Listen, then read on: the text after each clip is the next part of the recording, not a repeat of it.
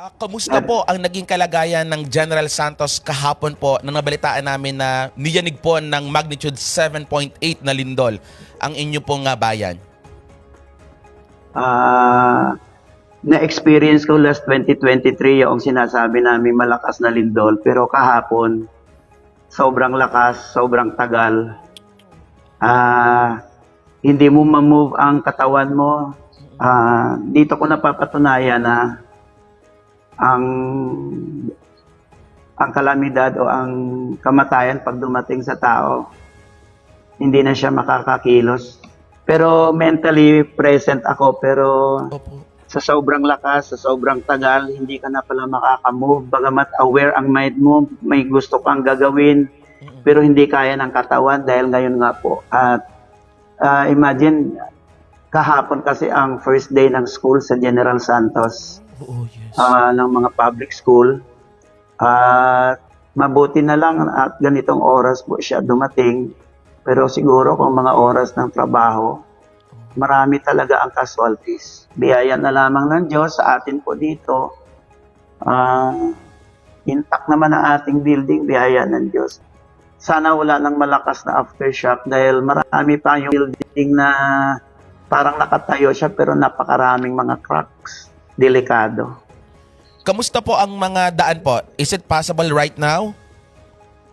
Passable naman po ang daan at saka yung mga tulay. I just don't know sa mga karatig bayan at probinsya. Wala po. Dito sa Saglan, Sarangani, ay bumigay din ang tulay. Somewhere in part of Davao. Pero dito sa Jensan talaga, mga building po eh. At saka, mabuti na lamang po at walang may mga sunog. Pero blackout kami kagabi, bumalik lamang po ang ilaw mga 3 a.m. na kaya medyo groggy kami dahil wala din kaming tulog. Dahil Totoo. nag-aftershock kagabi mga 10:30 nag-aftershock 5 point something ang malakas pa rin. Ganun po. Pero so far po ba, Presbyter June, tayong lahat na pastoral staff at kayo po ay nasa church pa rin po as of now? Biyaya po ng Diyos, sama-sama kaming nasa isang lugar dahil wala nga pong ilaw, so pinaandar po natin yung ating maliit na generator kahit paano may ilaw at mahagip ng bawat isa ng electric fan. Magpapasalamat ako sa Diyos dahil nga po ay napakabuti ng Panginoon. 4-story kasi itong isa nating building. Yung mga pastoral kong mga mag-asawa nasa taas sila, wala silang ginawa kundi humiga na lang. Hindi pwedeng tumakbo eh. Yes. Ganon po, sa sobrang lakas.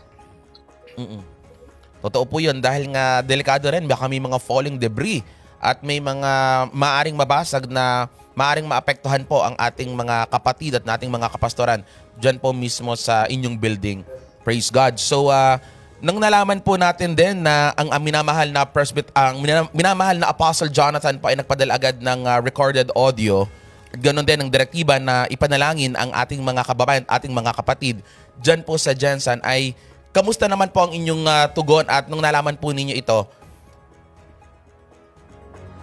Presbyter J, marami pong salamat. Lalo na po, nung tawagan ako kagabi ni Apostle, biyaya ng Diyos.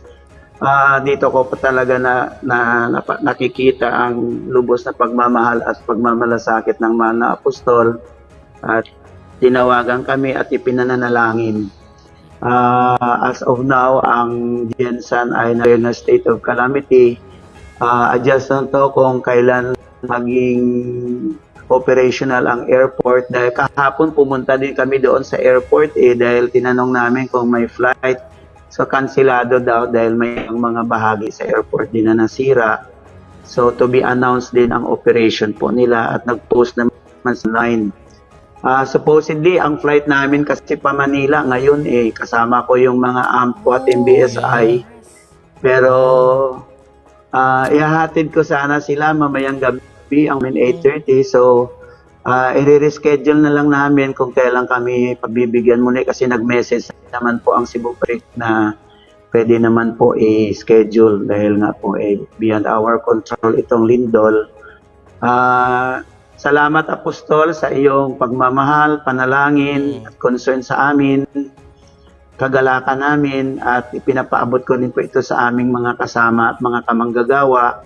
At hanggang ngayon, nag-a-update pa rin po ako ng mga reports nila. So, ganun lang po. At kung ano man ang bilin ni Apostol at ang maipapaabot ni Presbyter Jim Bigalbal, naghihintay kami at lubos na nagpapasalamat sa lahat ng mga panalangin ng ating mga district leaders, mga kapatiran, sa lahat ng dako, maging sa global, sa mga messages po ninyo. Maraming pong salamat.